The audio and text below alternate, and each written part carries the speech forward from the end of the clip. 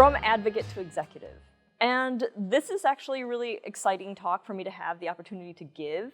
And I couldn't have given this talk earlier in my DevRel career because something has changed in DevRel in the last few years. And that's really that the tech industry has recognized the importance of developer relations. Company leaders and stakeholders have started to recognize that DevRel is a key success lever for developer products.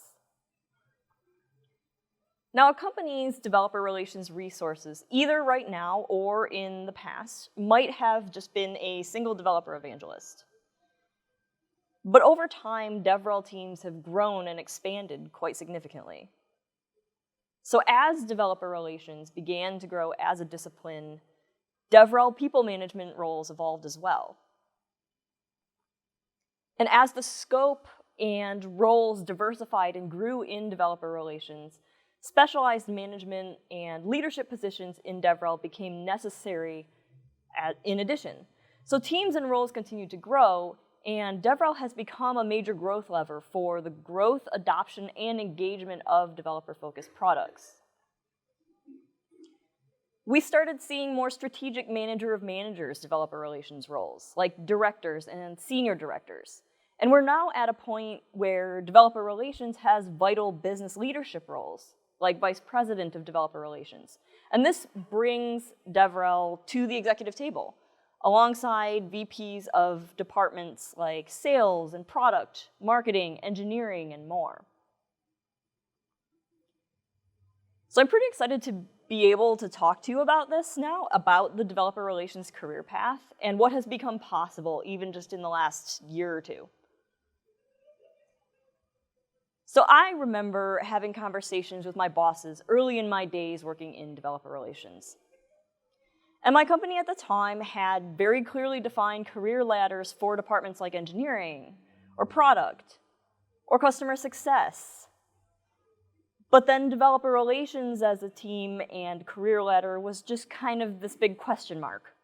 Like, one of the problems was we couldn't just co-opt or assume another department's career ladder, because developer relations is so cross-disciplinary.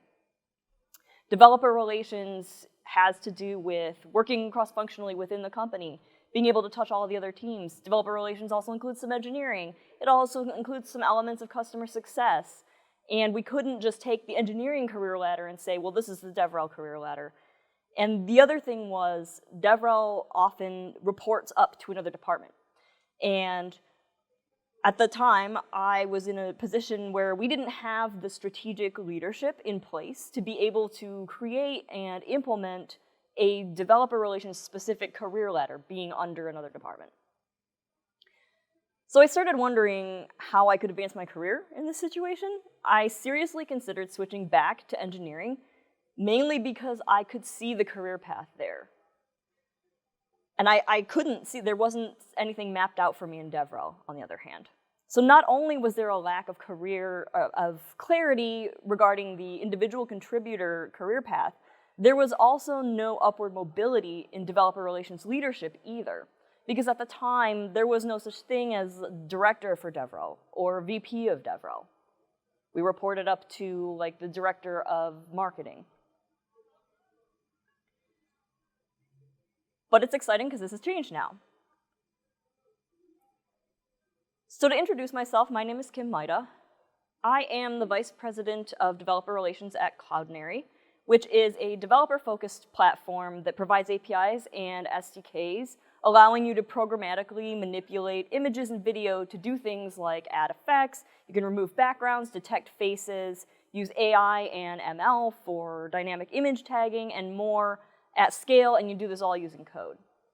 Now, normally, this is where I would stop with the introductions, and I would start talking about something else. But because this talk is about the developer relations career path, I'm going to share, albeit in reverse, the path that I've navigated in my career so far. So before I joined Cloudinary, I was the VP of DevRel at Ionic.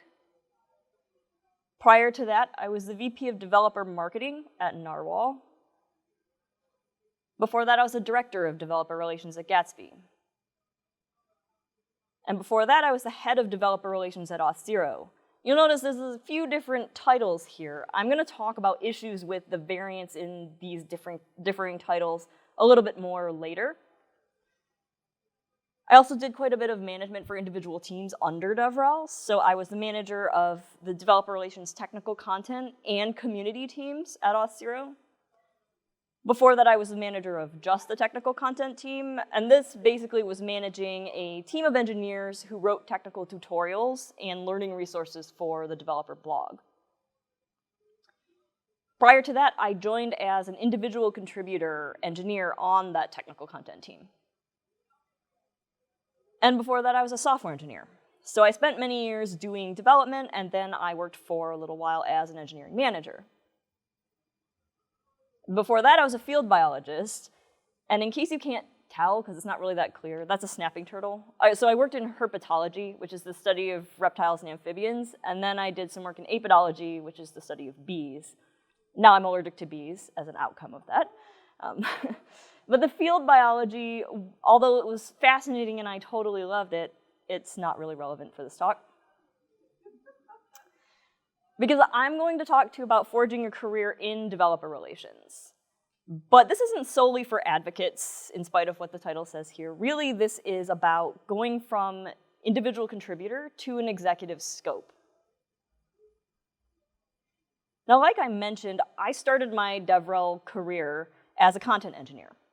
But you might begin or have begun walking the DevRel career path as a developer advocate, or perhaps as a community manager.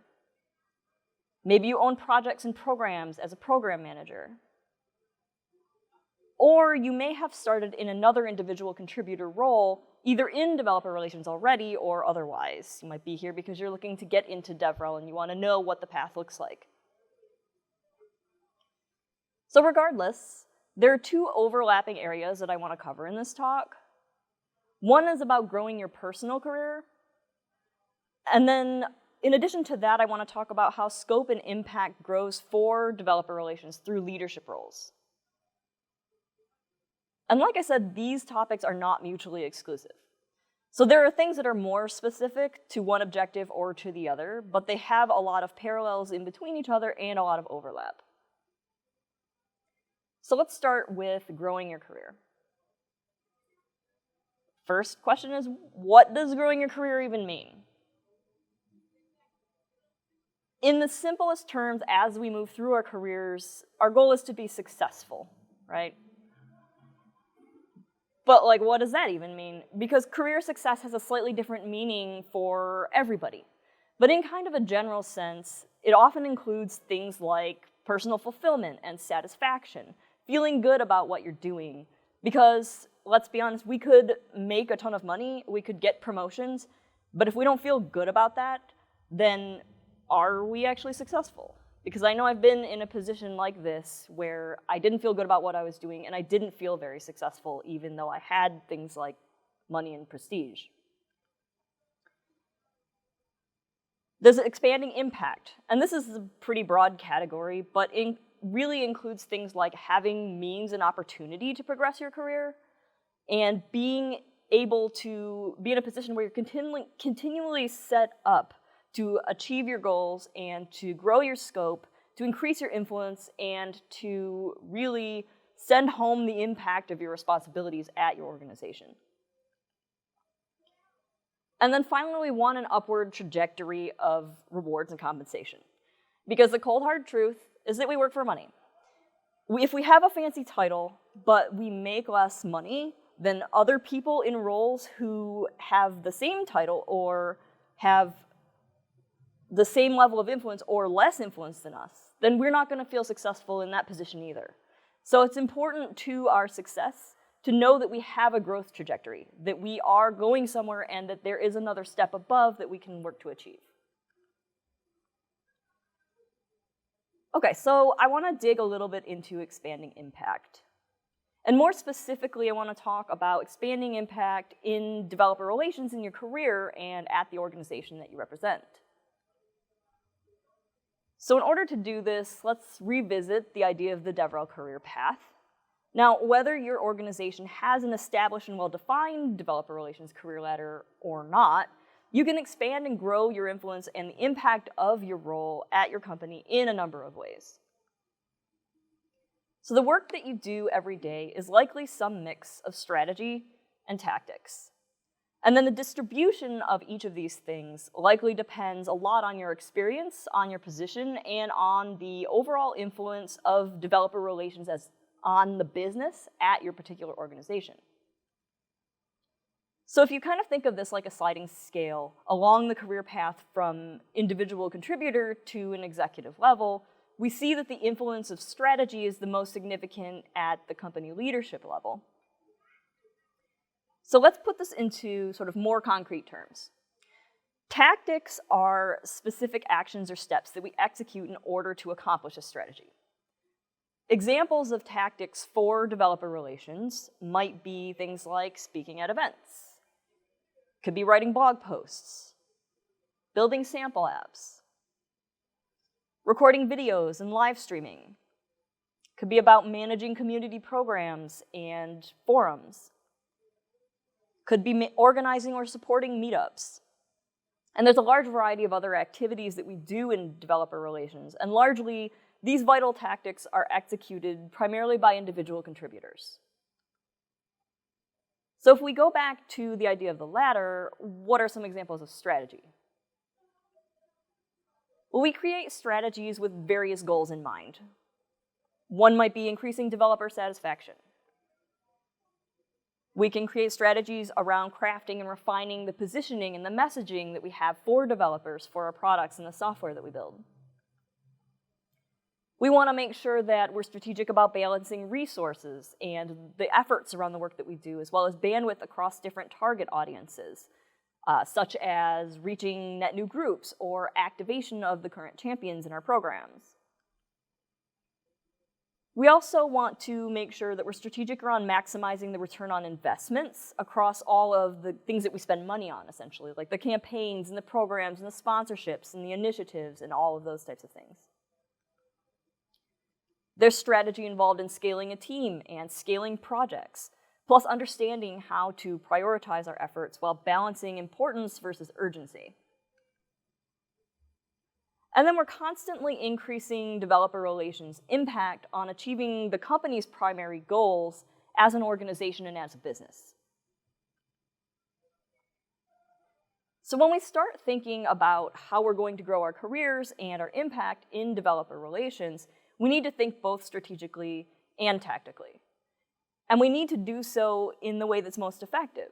And this applies to your personal career growth as well.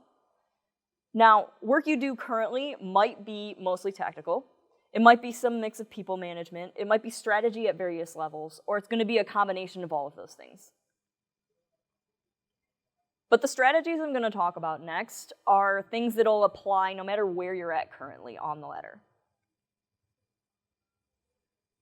So in order to measure your progress and how you're stacking up, you should compare yourself to you yesterday.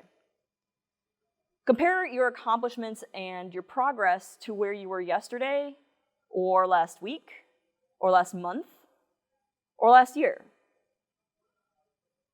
And if you do this, you're going to be surprised by how far you've come.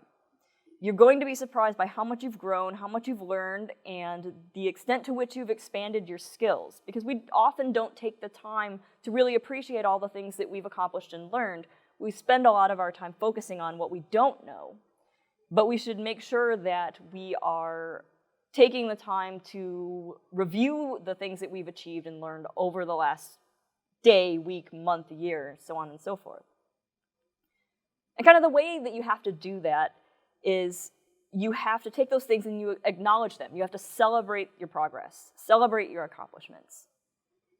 Write them down. Write down your successes and your achievements as they happen, because then you can benchmark your current self against your past self.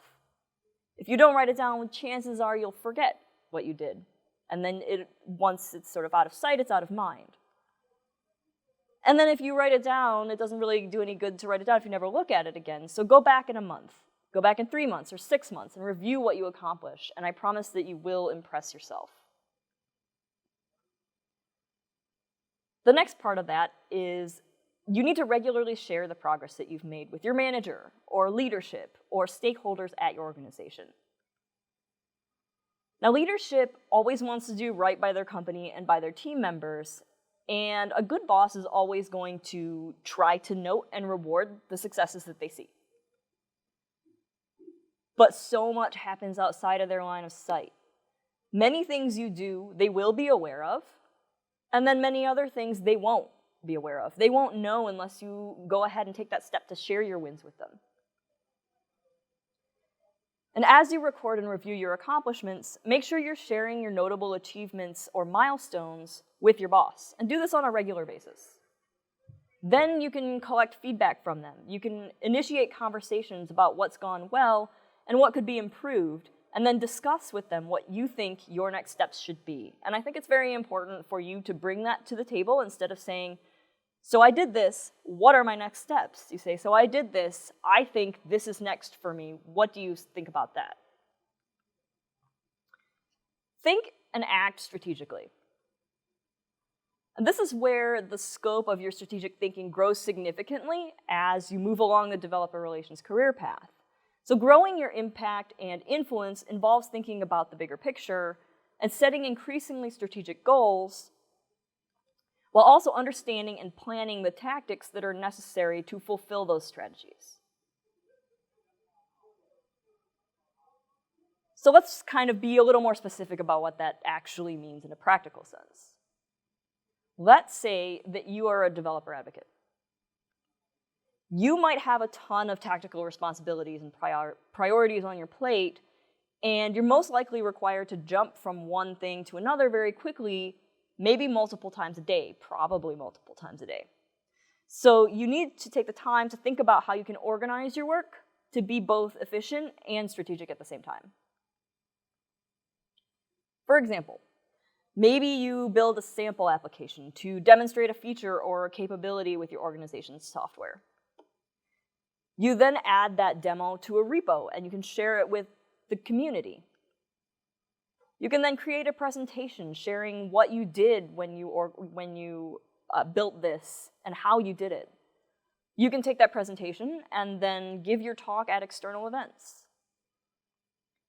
You can take the content of that talk and turn it into a blog post. You can take that content and record and upload a video, or even use the event's video after you've presented your talk. You can then share the blog post and the video and the repo on social media. And you can also share quick tips and takeaways. You can cut that content up into bite-sized pieces, create a series. Then you can take a single article, turn it into even 10 or 20 tweets, and have a more robust social campaign. You should also share and discuss the content that you create with members of your community programs, because you can leverage that content as training material or as inspiration to encourage others who are advocates to go and create their own content.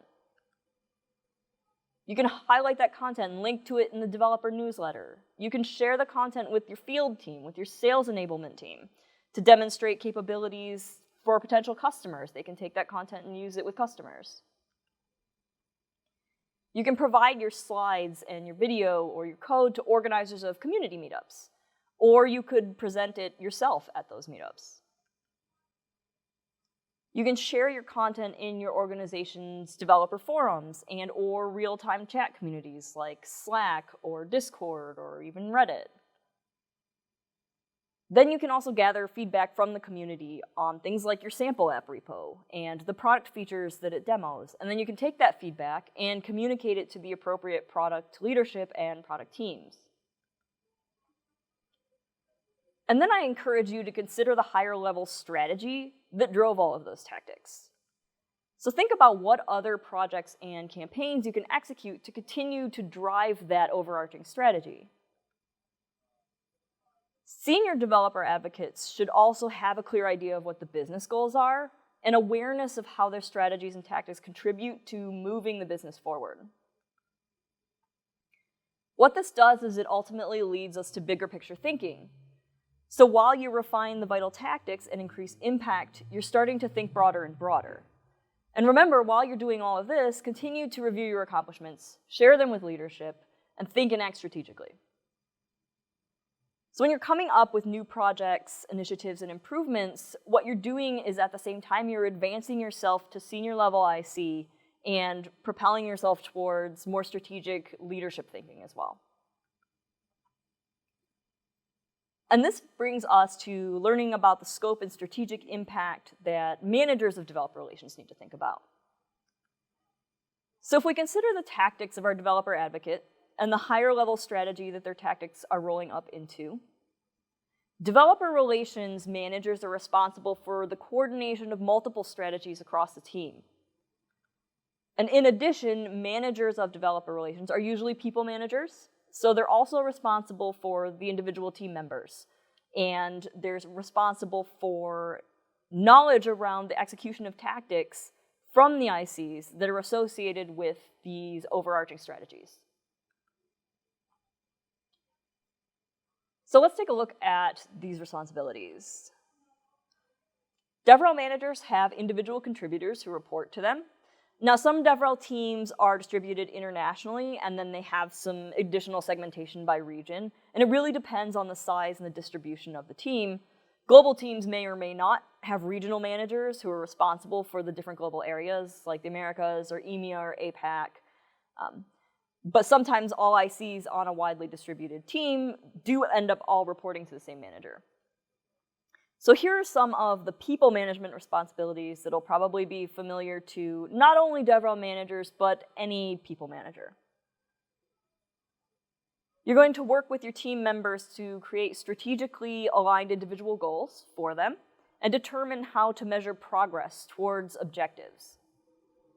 You'll be conducting regular one-on-ones and annual or semi-annual performance reviews. And you want to appropriately delegate the ownership of projects, of programs, and execution tactics across the individuals in the team according to their skills and interests and strengths. Now, people managers not only need to be responsible for hiring and scaling their teams, but also for navigating interpersonal team dynamics.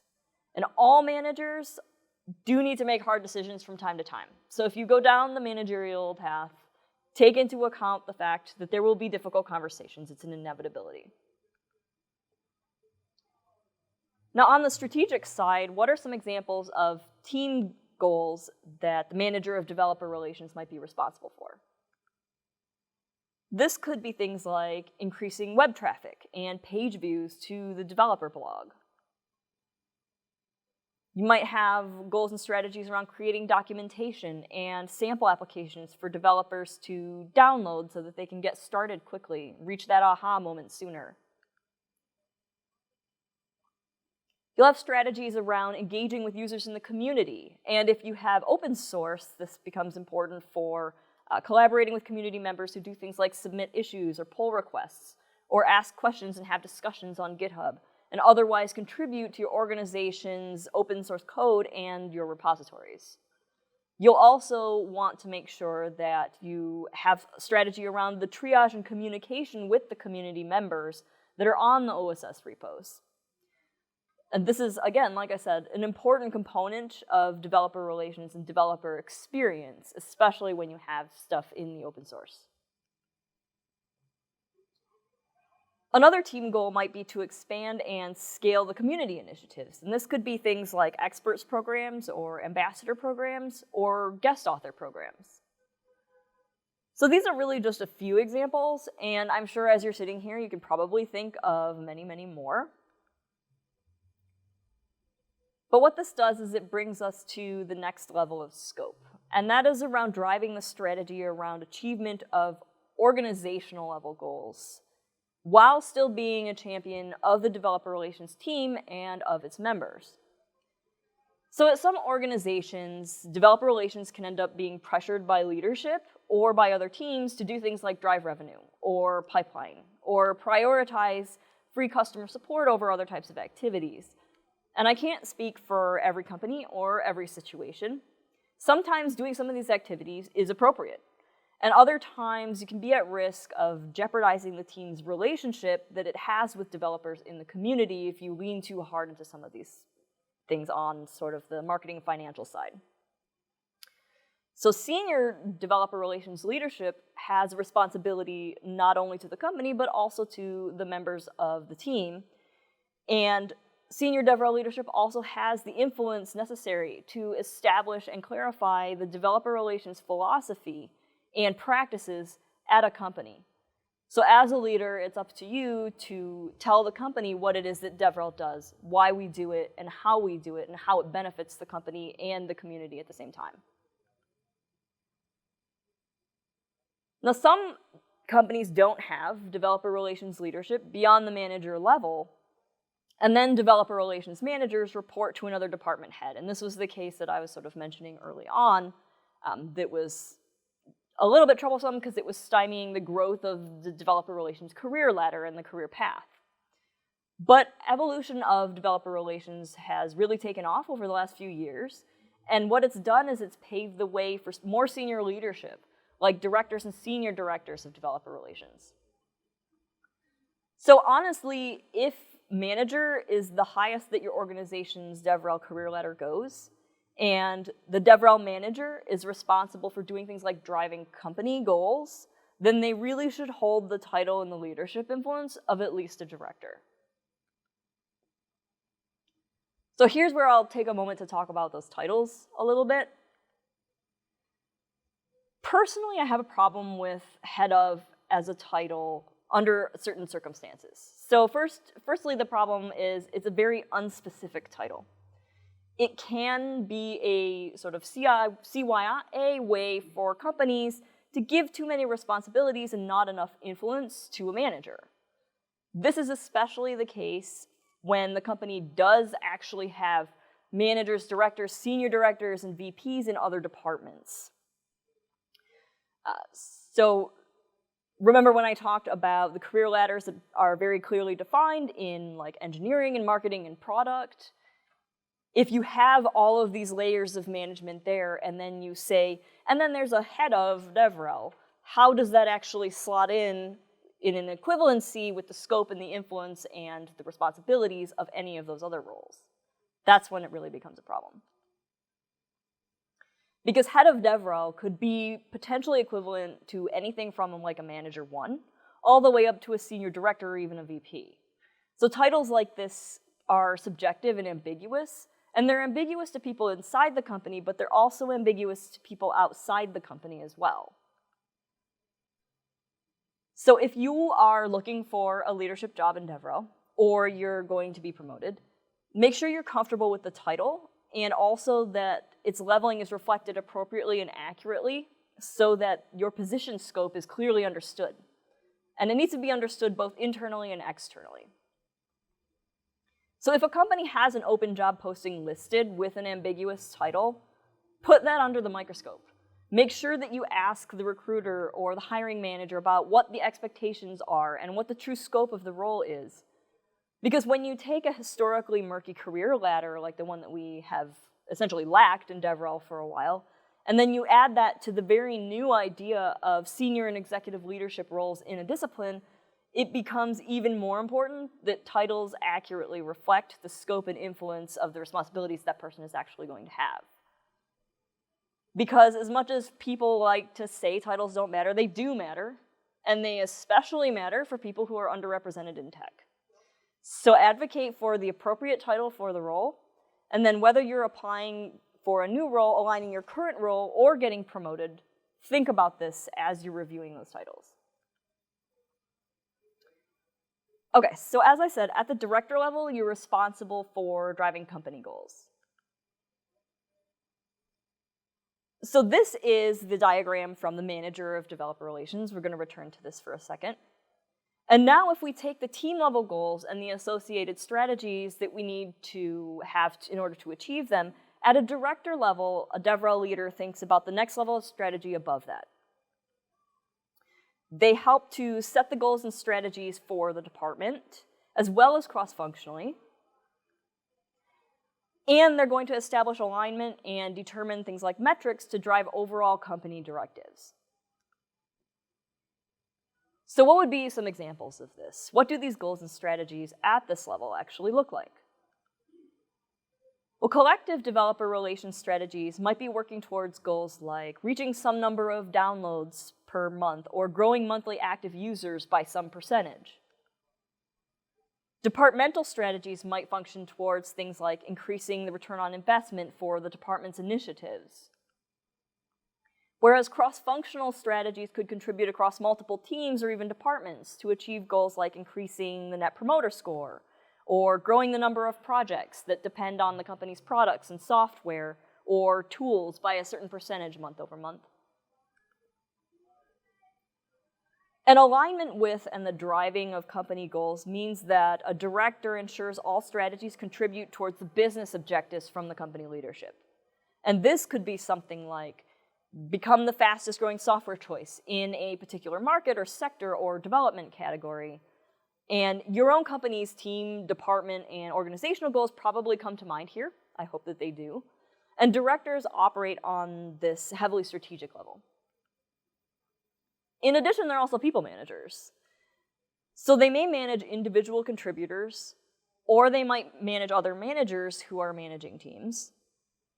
And this depends on the structure and the size of your developer relations team and organization.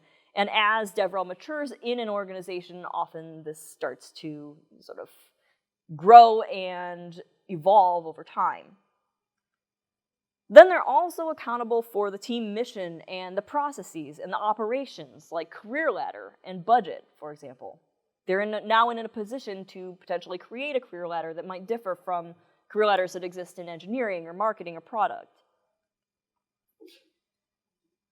And then they're responsible for developer relations, cross-functional relationship, and collaboration across the company. And all of this kind of brings us to the whole picture and executive developer relations roles. Now, executive developer relations is still pretty new in the tech industry. There are more and more of us, though, so it's rapidly becoming more common. The executive role that's been appearing the most often is Vice President of Developer Relations. I have yet to see, I think there's one Chief Developer Relations Officer that I know of, but there's not a whole lot in the C-suite yet.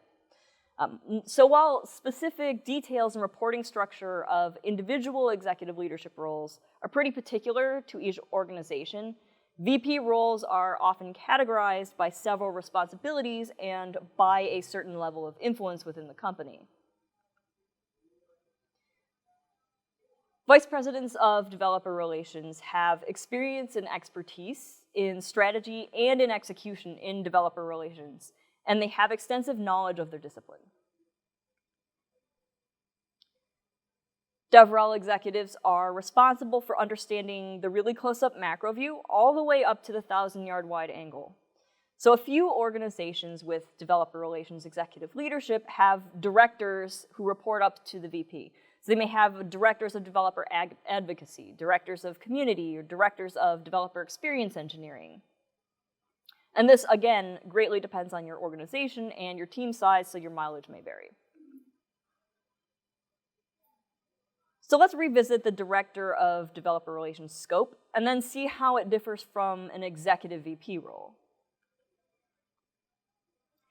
You have those team and cross-functional operations, and at a director level, they were primarily operations, and now they move into the strategic network. So you're creating and driving collaboration. You're connecting developer relations with all different parts of the organization.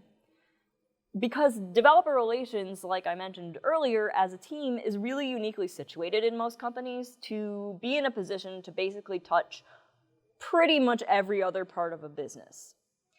So there's this historic trend in developer relations of DevRel often becoming this kind of lone wolf thing where it goes off on its own, it engages with developers, and it does some stuff in the community, and then the members of the team often then independently go off and kind of do their own thing, even within this sort of incubator cell within the company. And I'd really want to work hard to see that change in developer relations. I think that developer relations is in a position to be extremely collaborative with all different departments in a company, and we need to learn how to play well internally as well as externally, because we already do that very well. So in addition to all of the strategic side, people management is also still very important. And vice presidents may also need to manage external collaboration, so they could work with a bunch of people that aren't actually part of the company. They could work with partners and vendors as well as contractors, and they may also be on the hook to meet with the board of directors at a startup that's accepting venture capital. And then they're responsible for additional strategic decision-making on top of all of that. And this brings us to the company goals and business directives. And that was a dotted line in all of the slides before, and now we're going to solidify the dotted line here. Because rather than following a strategy that's already been defined by other leadership, in an executive capacity, developer relations VPs and leaders at that level are going to be helping to create and plan those strategies that are required to move the entire business forward. So in addition to the goals like the one I mentioned earlier, like growing in a software category, this might include things like rapidly and efficiently scaling the organization's staff and its resources, or creating a business model and then effectively realizing it. Developer relations at an executive level should also expect to have a close collaborative relationship with the company founders and the stakeholders. They should have a growth mindset. So I encourage folks to start thinking in terms of scaling up by a percentage month over month or quarter over quarter, rather than trying to set and reach an arbitrarily specific preset number. They help to create and drive the organization's roadmap. So this also requires close collaboration with departments like product. And they're attuned to changes in the market. They also need to be aware of leadership decisions. They need to be aware of changes in product direction and more. So they're able to pivot strategies effectively when necessary, but they're also in a position to be able to push back as well. So knowing when to sort of accept what's coming in as information that we can act on, and knowing when there might be something wrong with the information that's coming in, and being able to say, hey, let's rethink this, here are my ideas, that's something that becomes available to you at this level that is often, at least in my experience, unavailable when you are simply managing a team as a team manager. So what are the takeaways that I'd like for you to leave with? First, grow your career by tracking your progress. Share your wins with leadership. It doesn't even matter what industry you're in. It doesn't matter what your position is. You should always do this. And even as a VP, I do this all the time. I feel like it's very necessary. Think and act strategically in order to increase efficiency, impact, and influence all at the same time. Forge your career by expanding the scope of your strategies while at the same time delivering world-class execution. Take the time to learn and really understand your organization's larger goals and how your strategies and tactics contribute to those larger goals. Don't go off and be a lone wolf. Don't be part of that little incubator that kind of does its own thing within a company. And finally, be an advocate for yourself. So I'll advocate for myself here for a moment. I'm on Twitter at Maida. I also have a blog at maida.kim where I write about things like growing developer audiences and being an introvert at tech conferences. So as a hobby, I make miniatures, dioramas, and keycaps for mechanical keyboards that you can check out at these links. Or you can just come up and ask me about them because I actually have some with me. And I also draw and design custom vinyl stickers, which I then take to conferences with me to give away. So definitely come and see me if you want some free stickers after the talk too. So if there's only one thing that you take away from that talk today, it should be that you should talk to me about stickers. No, just kidding. It's be an advocate for yourself and for your career. Because folks who work in DevRel or are passionate about the developer experience, we know the importance of proving value and winning hearts and changing minds. We know how to be champions for something. So I encourage you to be the #1 champion for your career and your personal success. So I really appreciate that you came to my talk. I know it's the last time slot of the day, so it's a tough one. But thank you so much for your time.